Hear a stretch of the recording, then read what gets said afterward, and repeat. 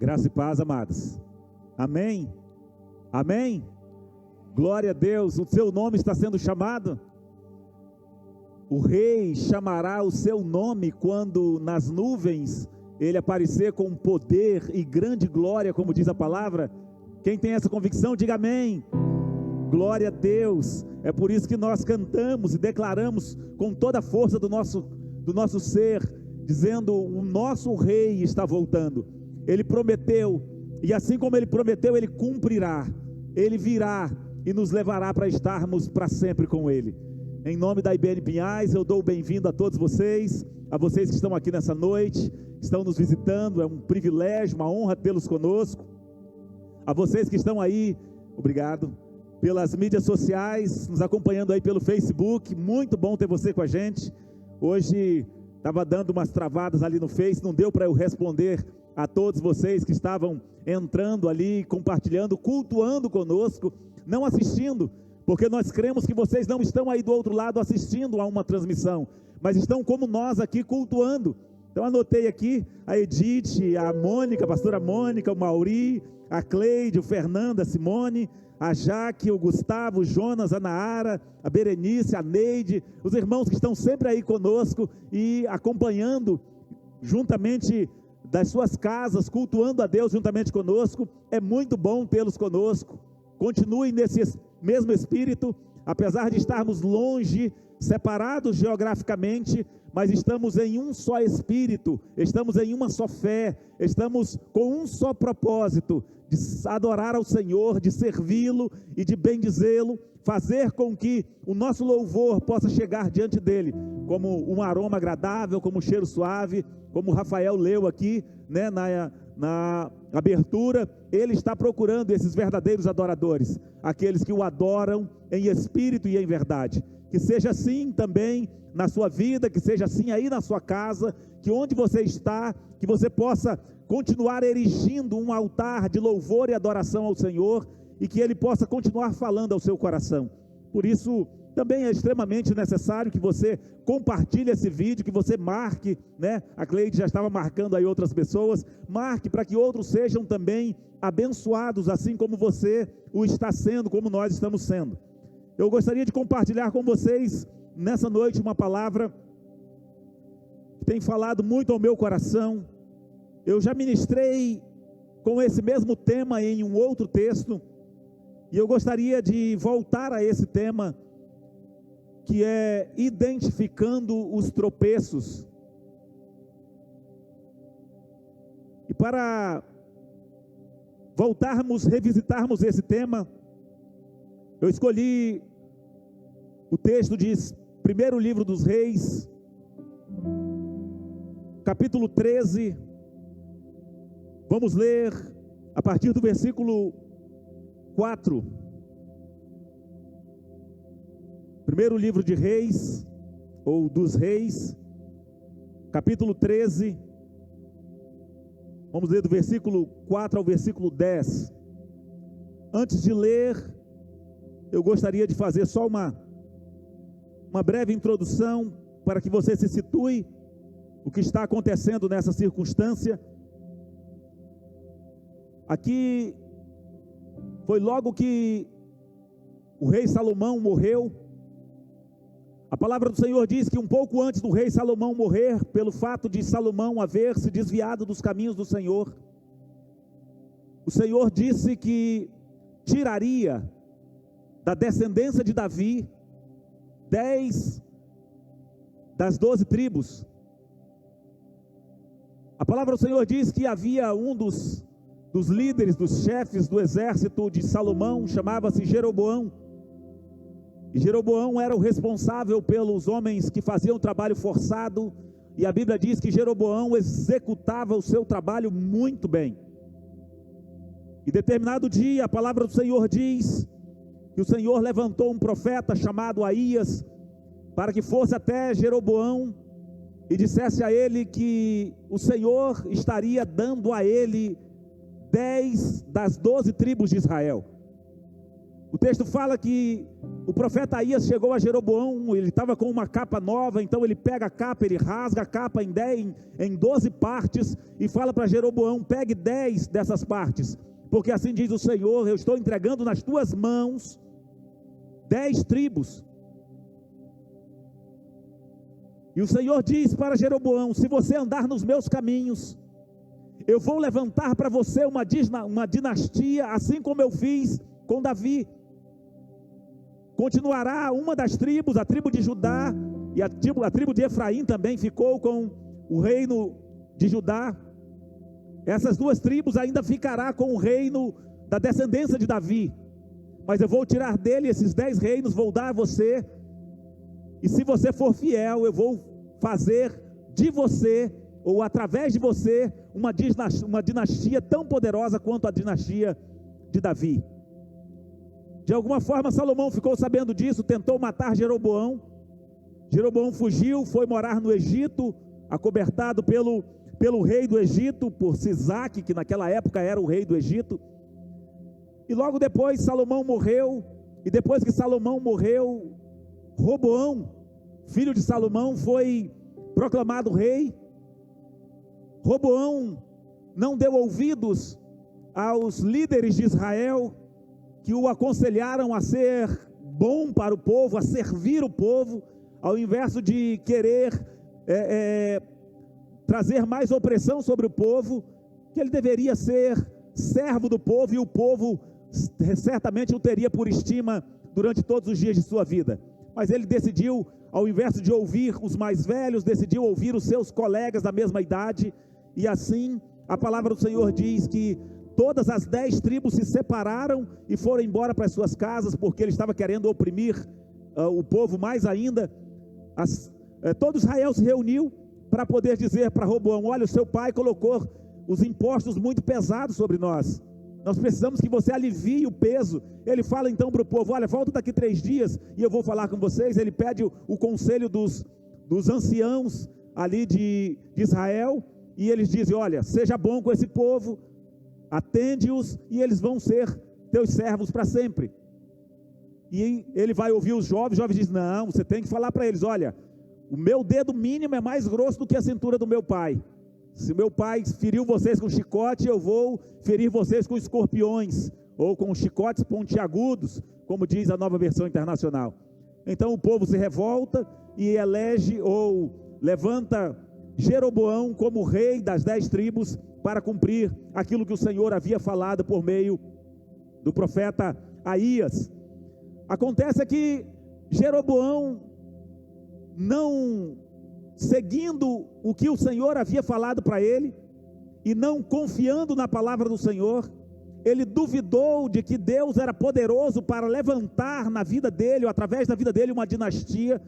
E ele pensou o seguinte: eu estou com essas 10 tribos aqui em Samaria, na região de Samaria, ou com a sede lá em Samaria, mas o altar de Deus está lá em Jerusalém, o templo está lá em Jerusalém. Vai chegar o tempo de festa, vai chegar os dias de adoração, esse povo vai subir para adorar ao Senhor em Jerusalém, e vai se voltar para Roboão, e eles vão se voltar contra mim, vão voltar a servir a Roboão, e eu não vou mais poder governar. Por causa disso, diz a palavra que Jeroboão constrói 2 bezerros de ouro, coloca na região de Samaria, e diz para eles: olha, agora é o seguinte, esses aqui são os seus deuses, chega de subir em Jerusalém, agora vocês vão adorar aqui mesmo. E o povo passa agora a adorar aqueles bezerros de ouro, a fazer sacrifício àqueles bezerros de ouro. Havia um altar ali mesmo, um altar em Betel, e mesmo no altar de Betel, que era um altar erigido ao Senhor, eles começam a oferecer sacrifícios a outros deuses. E a palavra do Senhor diz que num desses dias em que Jeroboão estava oferecendo sacrifício a esses outros deuses, o Senhor levanta um outro profeta. A Bíblia não fala o nome desse profeta, mas a Bíblia diz que esse profeta desce lá de Judá, que era onde estava o reino da descendência de Davi.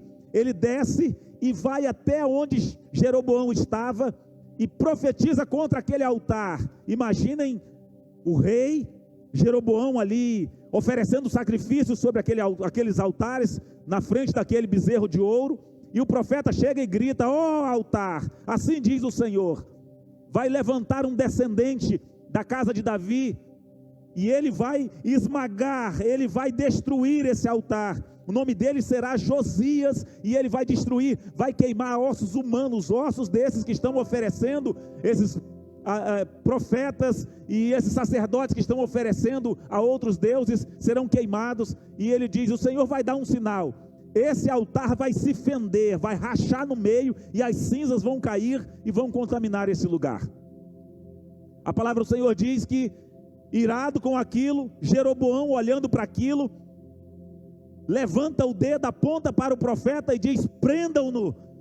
E quando ele levanta a mão para prender, para dizer para prender, a mão dele endurece, o braço endurece, e ele não consegue baixar o braço mais, o braço ficou estático, e ele entrou em desespero, e pediu para que o profeta orasse por ele, para que ele voltasse ao normal.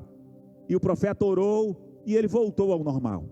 Então é nessa circunstância que está acontecendo aquilo sobre o qual eu quero falar com os irmãos essa noite. E o versículo 4 é a sequência daquilo que eu discorri até agora, para que nós possamos entender. Então diz assim o versículo 4: quando o rei Jeroboão ouviu que o homem de Deus proclamava contra o altar de Betel, apontou para ele e ordenou: prendam-no. Mas o braço que ele tinha estendido ficou paralisado e não voltava ao normal.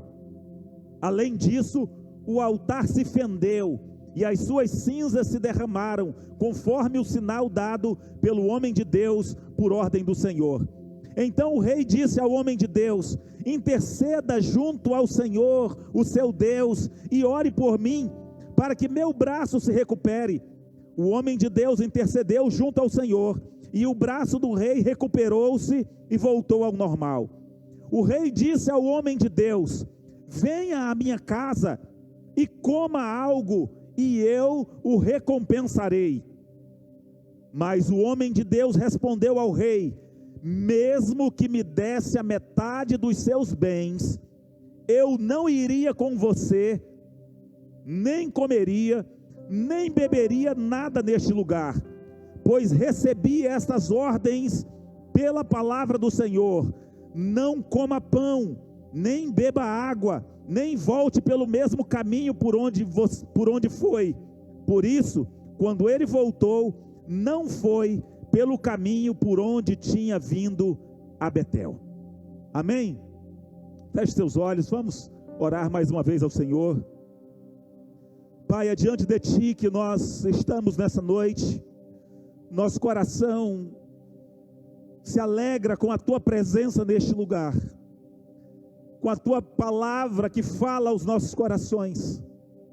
Tu és o nosso Deus, aquele diante de quem vivemos, aquele diante de quem estamos, o Deus em cuja presença estamos. A Ti adoramos, bendizemos e clamamos nessa noite, para que o Senhor fale poderosamente aos nossos corações.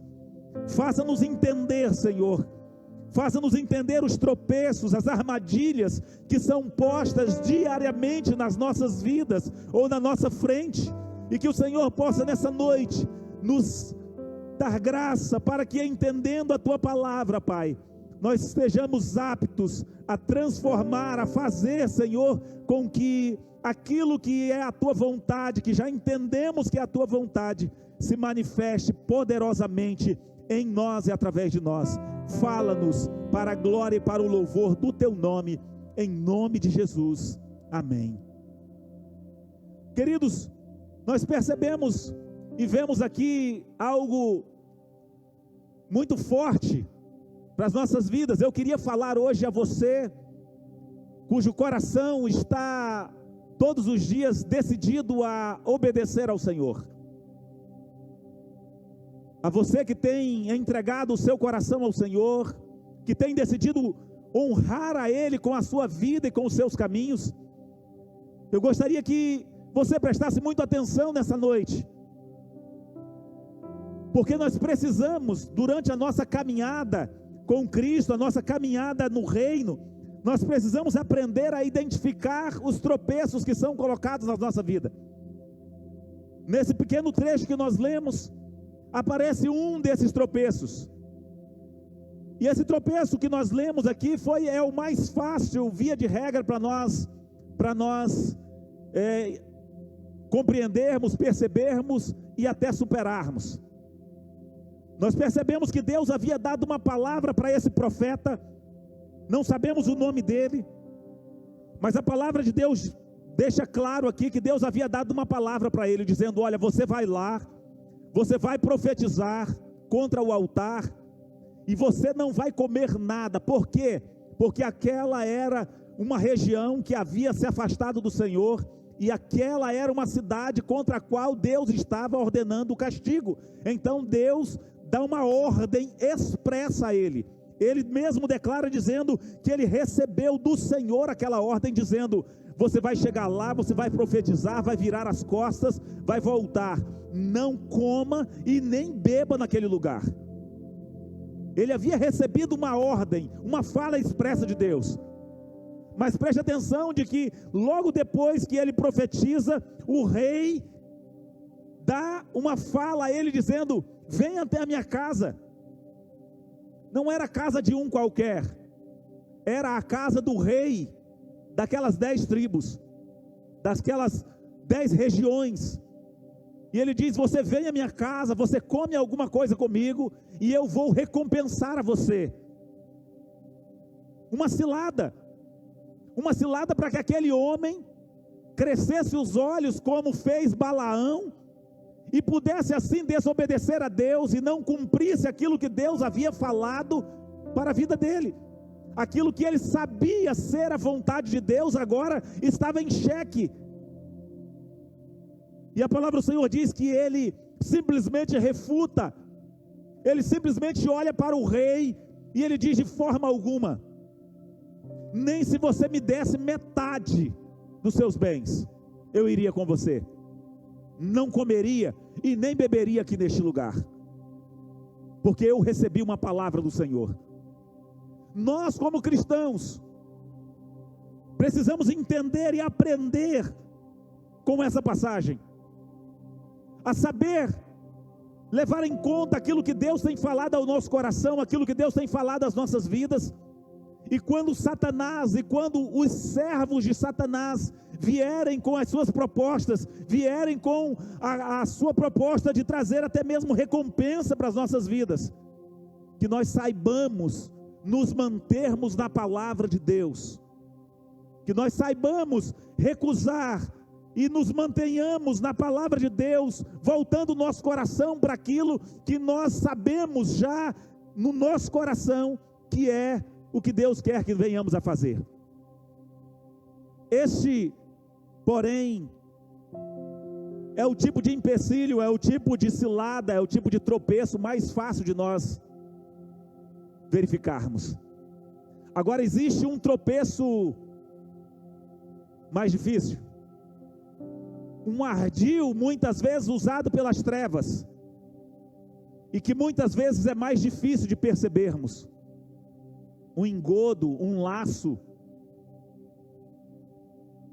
Se nós continuarmos lendo nessa passagem, nós vamos ver que aquele profeta, ele volta para sua casa por um caminho diferente, porque era isso que Deus havia falado para ele. Eu não vou ler para não demorar muito, mas chegar em casa você pode ler e conferir, que é exatamente isso. O versículo em diante vai dizer que naquela cidade morava um profeta velho, um profeta já idoso, e os filhos dele chegaram e falaram para ele: olha, aconteceu isso lá enquanto o rei estava oferecendo sacrifício, e o homem falou assim, assim, assim, e foi embora por um caminho diferente, porque disse que era isso que Deus tinha falado para ele. Estou parafraseando sobre o texto.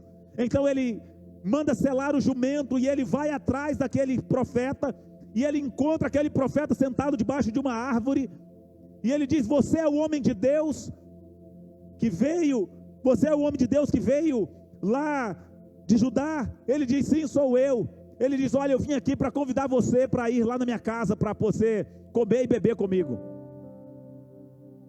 O profeta diz: não, de forma alguma, eu recebi uma palavra de Deus, e Deus falou para que eu não comesse e nem bebesse nada nessa cidade. E aquele profeta velho olha para ele e diz: não, mas um anjo veio até mim, mandado por Deus, e falou para eu vir atrás de você, que é para você voltar comigo, para você comer alguma coisa na minha casa, e você beber alguma coisa na minha casa.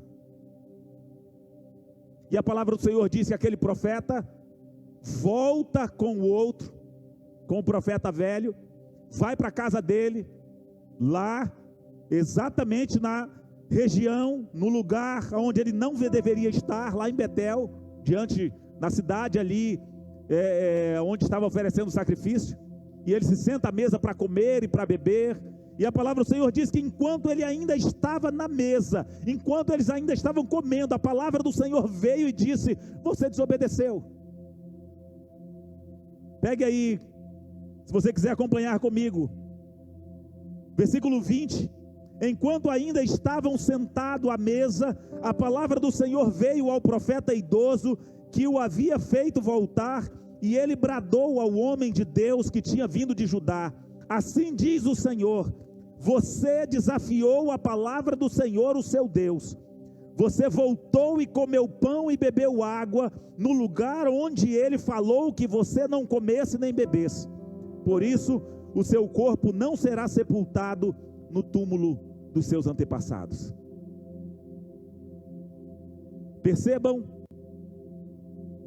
que apesar de aquele homem, aquele profeta, ter conseguido identificar a cilada que veio de Jeroboão, representado aqui pelo rei, ou o próprio rei Jeroboão, representando aqui as forças das trevas, aquilo que o inimigo lança contra as nossas vidas abertamente, não é? Aquilo que o inimigo traz para tentar nos derrubar, para tentar nos seduzir, e ele conseguiu prontamente vencer.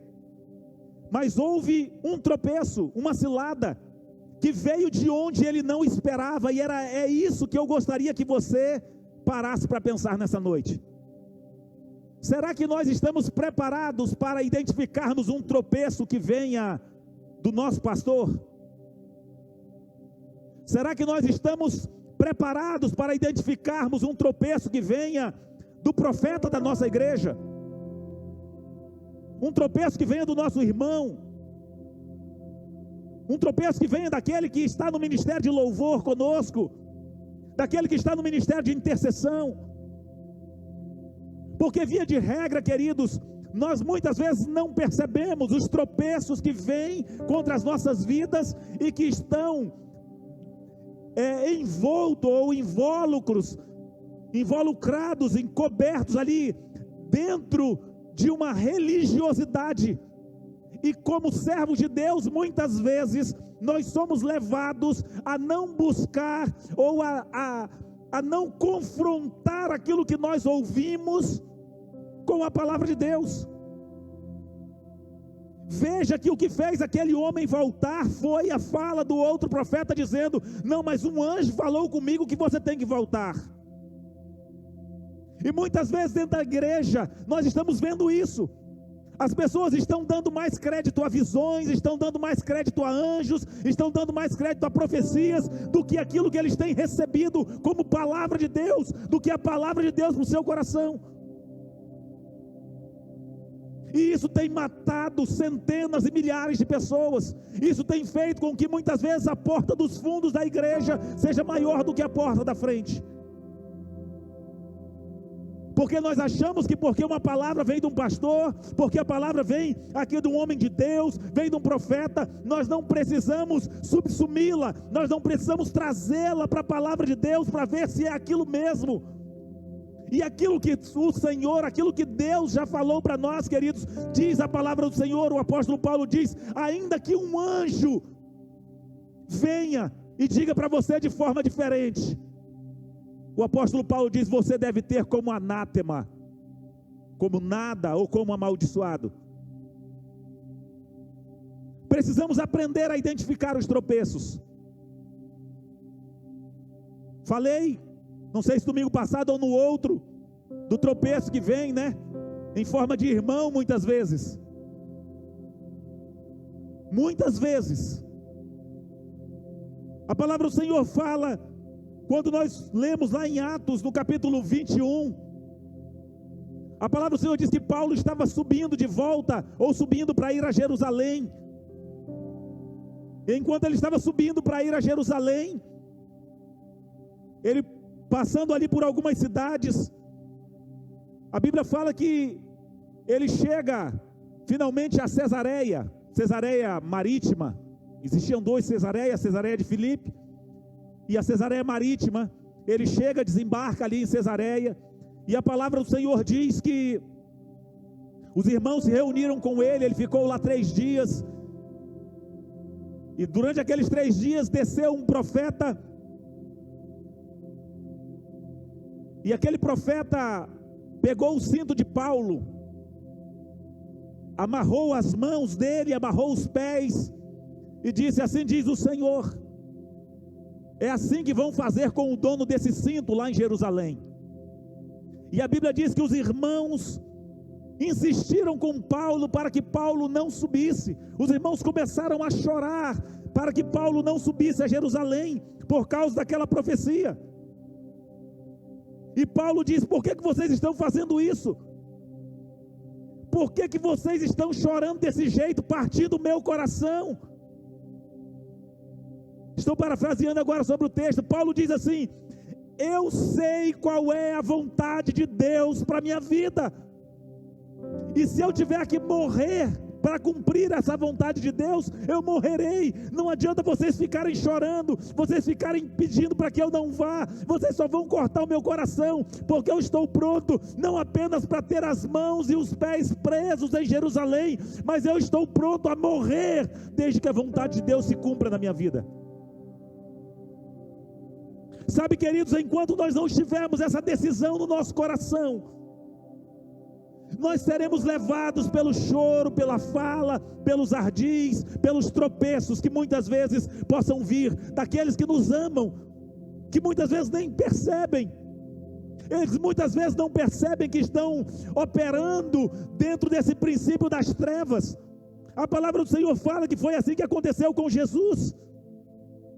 E eu preguei sobre isso quando falei nesse tema novamente, outra vez. Eu falei a respeito lá de Mateus capítulo 16, versículo 21, quando Jesus começa a falar para os discípulos, uma ocasião parecida com a de Paulo. Jesus começa a falar para os discípulos: olha, agora chegou a hora, o Filho do Homem será entregue nas mãos dos gentios, eles vão matá-lo, mas ele vai ressuscitar no 3º dia. Pedro chama ele de lado e diz: o que é isso, Jesus? Que conversa é essa? Não vai acontecer isso com você, não.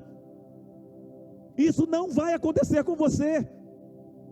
E Jesus olha para ele e diz: para trás de mim, Satanás, porque você não cogita nas coisas de Deus, você cogita nas coisas dos homens. E Jesus começa a ensinar os discípulos dizendo: aquele que quiser salvar a sua vida, a perderá, mas aquele que perder a sua vida por amor a mim, a salvará. A minha pergunta nessa noite é: você conseguiria reconhecer uma cilada armada contra você, dizendo algo para o seu bem? Ou tudo que vem para o seu bem você acha que é de Deus? Nós temos essa dificuldade. Se alguém chega para a gente, se alguém chega com uma palavra de Deus para nós, e essa palavra é uma palavra de bênção, nós já agarramos automaticamente: olha, você vai ficar bem, o Senhor vai recompensar, você vai ter agora uma bênção na sua vida, aleluia, de Deus. É assim que o inimigo usa, principalmente quando se fala a questão de horóscopo. Ninguém fica feliz quando ouve um prognóstico mau sobre a sua vida, e ninguém acredita. Mas aí levanta de manhã, ele ouve o horóscopo, e o horóscopo diz lá: hoje você vai encontrar o amor da sua vida.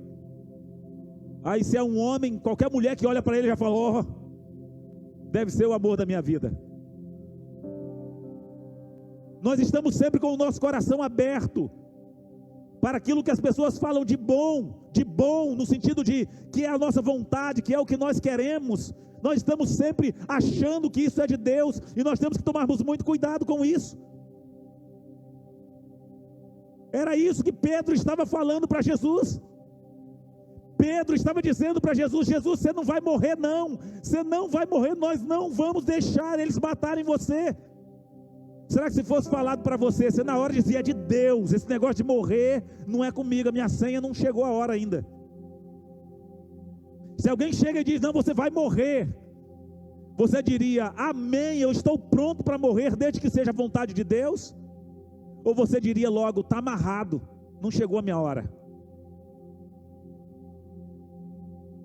Nós precisamos estar atentos, porque o inimigo, ele vai cada vez mais usar das suas artimanhas para tentar nos desviar do propósito de Deus.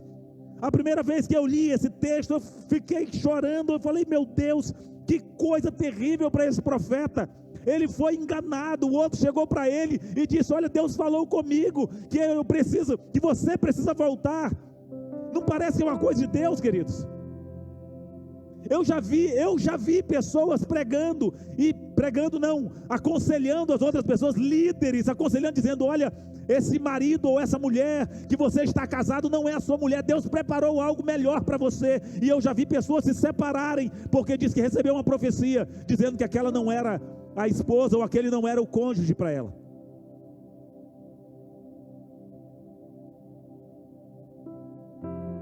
Pessoas casarem com algumas pessoas, porque disseram que receberam uma profecia que era de Deus para ela,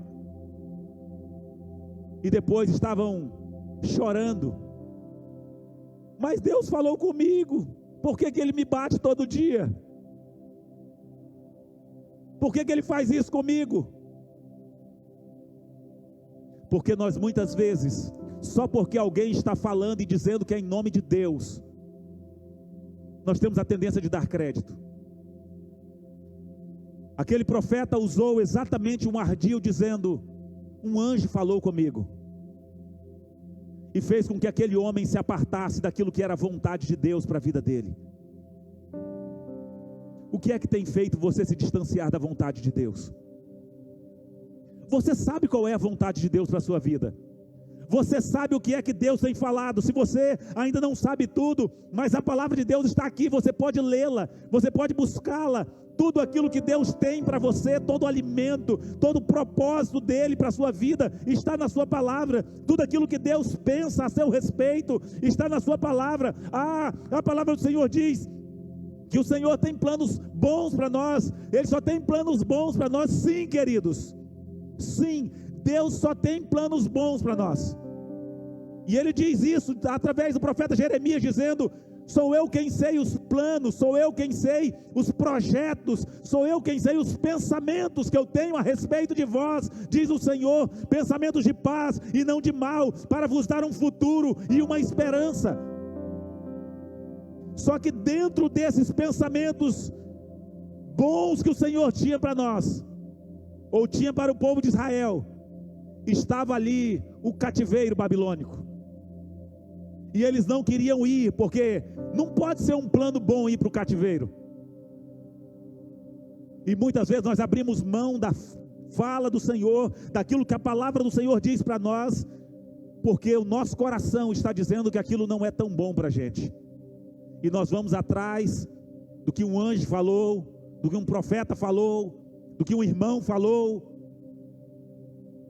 porque julgamos ou o temos como um homem de Deus, como uma mulher de Deus. Precisamos aprender a identificar os tropeços. É impossível você identificar os tropeços se você não estiver com o seu coração decidido a fazer a vontade de Deus, a fazer aquilo que a palavra de Deus já determinou a seu respeito.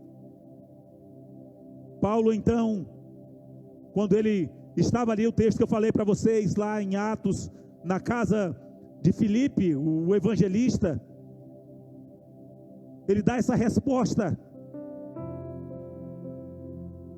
aos irmãos, dizendo: não vai adiantar vocês chorarem, eu sei qual é a vontade de Deus para a minha vida. A cilada que foi colocada para Paulo e a cilada que foi colocada para Jesus foram as mesmas que foi colocada para aquele profeta.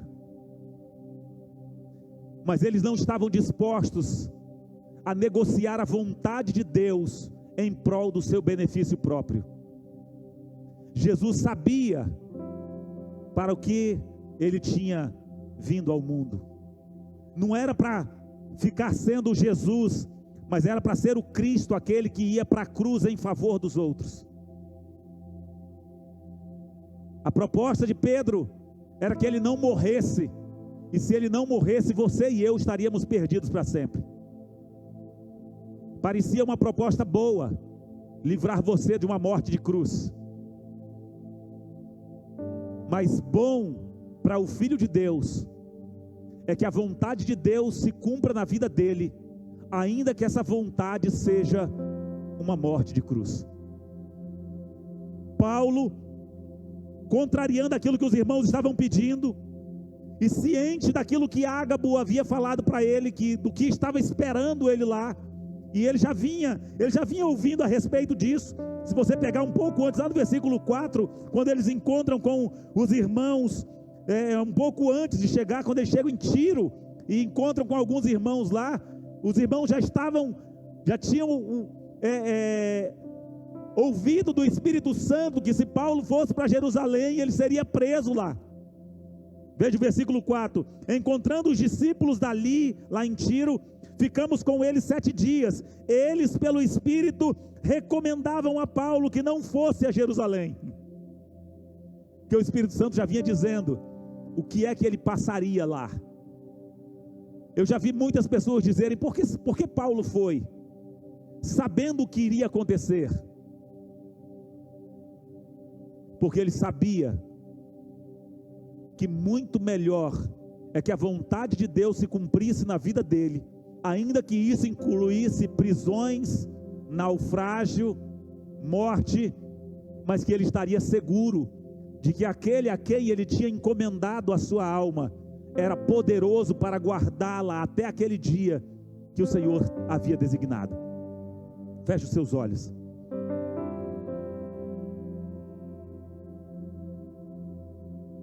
Eu sei que o inimigo tem tentado a sua vida, assim como tem tentado a minha, com as propostas dele. E muitas vezes a palavra do Senhor diz que ele tem a capacidade de se transformar até mesmo em anjo de luz, para tentar seduzir você. Se você quiser salvar a sua vida, você irá perdê-la. Se você quiser se poupar de sofrimento, você irá se perder. Se você ficar com medo da morte, você irá se perder. Se você achar que a recompensa oferecida é melhor para você, que é melhor você comer e beber, se você achar que é mais fácil você dar crédito àquilo que um anjo está falando do que aquilo que Deus está falando para você, você irá se perder. O Senhor os trouxe aqui nessa noite e trouxe você a estar vendo essa mensagem para que você possa abrir o seu coração, para que você possa abrir e ter a convicção daquilo que a palavra de Deus diz a seu respeito, para que você saiba identificar os tropeços. Naquele dia não haverá desculpa. Naquele dia não haverá desculpa, você não vai poder chegar diante de Deus e vai dizer: Senhor, mas o meu pastor disse que eu podia fazer isso, o meu pastor disse que eu podia fazer aquilo, o meu pastor disse que aquele texto da Bíblia não se aplicava a mim. Não vai adiantar. Você vai ouvir o apartai-vos de mim, porque eu não vos conheço.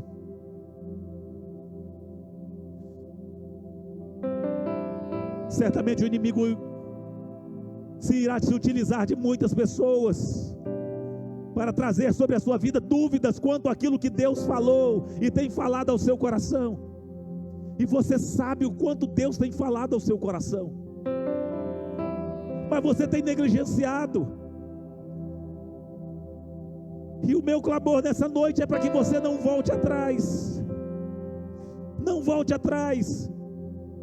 Decida obedecer a palavra de Deus, decida fazer com que a palavra dele seja a lâmpada para os seus pés e a luz para o seu caminho. Não tenha medo da morte, não tenha medo do sofrimento, não tenha medo da fome, não tenha medo da sede, não tenha medo de ficar só, tenha medo de se afastar dos caminhos de Deus, tenha medo de ser iludido por uma proposta falsa, tenha medo. A palavra do Senhor diz: olha, não temam aqueles que podem matar o corpo e não podem matar a sua alma. Antes temam aquele que, além de matar o seu corpo, ainda pode lançar a sua alma no inferno. Aprenda a identificar, em nome do Senhor Jesus, os empecilhos. Aprenda a identificar na sua vida as armadilhas, aquilo que o inimigo tem tentado lançar contra você, os tropeços. Decida obedecer ao Senhor. Decida, quando as circunstâncias vierem dizendo coisas favoráveis a você, aquilo que o seu coração quer ouvir, aquilo que a sua alma quer ouvir, mas você sabe que aquilo contraria a vontade de Deus, diga não. Se precisar ficar sozinho, eu ficarei. Se precisar morrer, eu morrerei. O que eu não posso é ficar longe da presença do meu amado. O que eu não posso é abrir mão da vontade dele para a minha vida.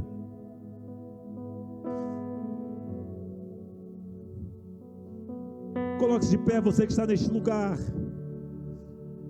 Eu queria orar com você.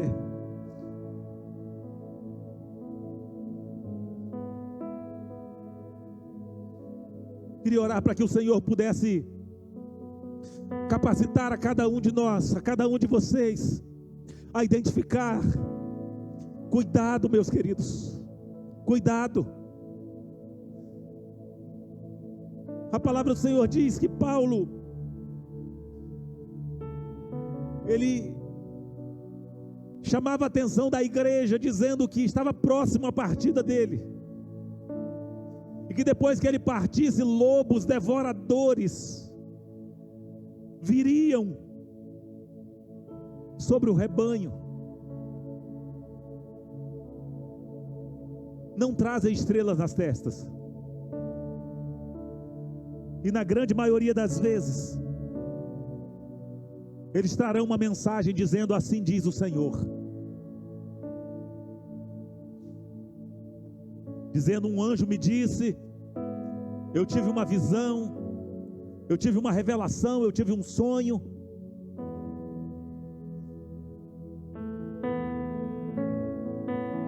E nós não teremos desculpas, uma vez que a palavra de Deus é clara quanto à vontade dele para as nossas vidas.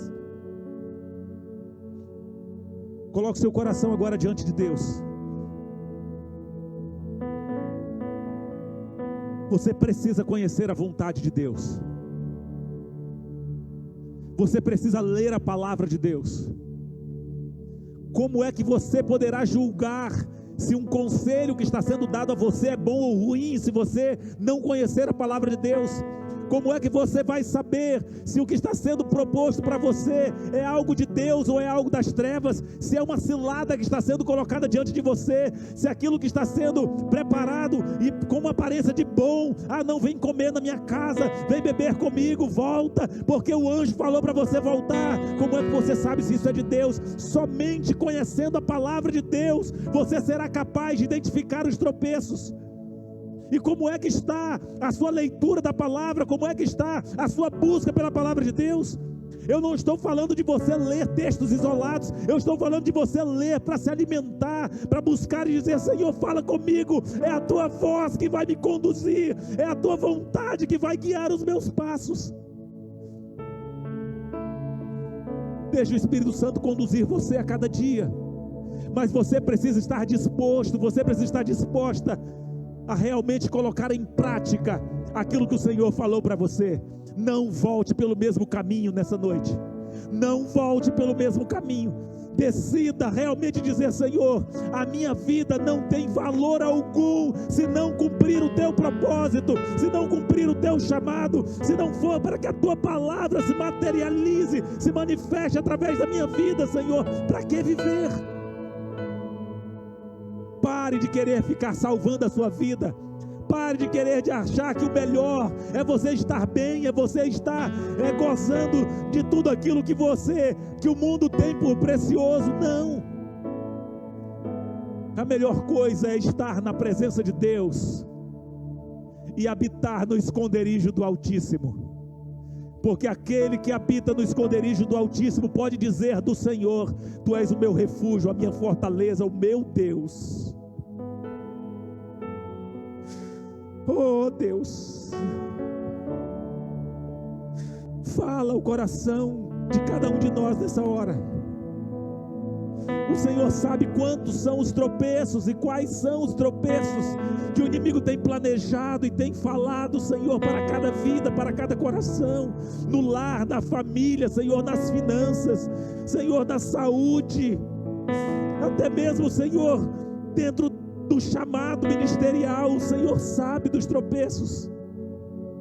Senhor, abre os olhos da tua igreja e não permita que sejam engodados, Senhor, por boas propostas, mas que são contrárias àquilo que a tua palavra diz, que são contrárias àquilo que é a tua vontade e o teu propósito para as nossas vidas. Que cada um nessa noite, Senhor, saiba reconhecer a tua vontade, saiba reconhecer o teu propósito, e não se furte, Senhor, e não escatime, e não economize da sua vida, mas que possa dizer como Paulo: eu de bom grado me gastarei e me deixarei gastar, para que a vontade do Senhor se manifeste. Eu estou disposto não a ser amarrado apenas, não a sofrer danos físicos apenas, não, mas até morrer. Mas não estou disposto a abrir mão daquilo que é a vontade de Deus para a minha vida. Que essa convicção esteja em cada coração, meu Deus, que essa convicção esteja em cada vida, e que o Senhor possa abrir os nossos olhos, para que possamos, Senhor, com uma visão clara, como uma visão objetiva, como Paulo, nós possamos dizer: não adianta, eu não retrocederei, a vontade do meu rei se cumprirá na minha vida, a vontade do meu pai se cumprirá na minha vida, quer pela vida, quer pela morte, o nome do Senhor será glorificado e exaltado na minha vida, em nome do Senhor Jesus. Assim, Senhor, eu os abençoo. Que o teu Espírito, Senhor, complete essa palavra em cada coração. O Senhor conhece a minha deficiência, o Senhor conhece a minha incapacidade, mas o teu Espírito pode, Senhor, completar essa palavra em cada coração. É o Senhor quem conhece cada um, é o Senhor quem estará com eles em cada segundo dessa semana, desses dias e de todos os seus dias, Pai. Por isso, ó Espírito Santo de Deus, continua falando aos corações, continua abrindo os seus olhos, continua fazendo-os ver, Senhor, e que eles possam guiar-se pela tua palavra, que eles possam guiar-se, Senhor, por aquilo que eles receberam do Senhor, e que assim a vida deles possam ser conduzidas ao centro da tua vontade, e que ao final, Senhor, cada um de nós possamos bater no nosso peito, encher o nosso pulmão e dizer: combati o bom combate, terminei a minha carreira e guardei a fé, em nome do Senhor Jesus. Porque certamente a coroa da justiça estará reservada a cada um daqueles que não voltarem atrás, que não fizerem como Demas, que abandonou a tua palavra, julgando mais importante as coisas do mundo, Pai. Em nome do Senhor Jesus, que o amor de Deus, o nosso Pai, que a graça do nosso Senhor e Salvador Jesus Cristo, que as consolações, as bênçãos e a comunhão do Espírito Santo de Deus seja sobre você, seja sobre a sua casa, os seus negócios, os seus estudos, agora e para sempre, em nome do Senhor Jesus. Amém. Que Deus em Cristo os abençoe. Vá viver a melhor semana da sua vida, em que você possa a cada dia se esmerar por conhecer a palavra de Deus, e conhecendo, não volte atrás, Não volte atrás, ainda que um anjo possa descer e falar diferente daquilo que a palavra de Deus diz para você. Tenha por anátema e continue vivendo aquilo que a palavra diz, porque certamente aquele que prometeu é fiel para cumprir, e Ele cumprirá a boa vontade dEle para a sua vida, em nome de Jesus. Que Deus em Cristo os abençoe. Vão em paz.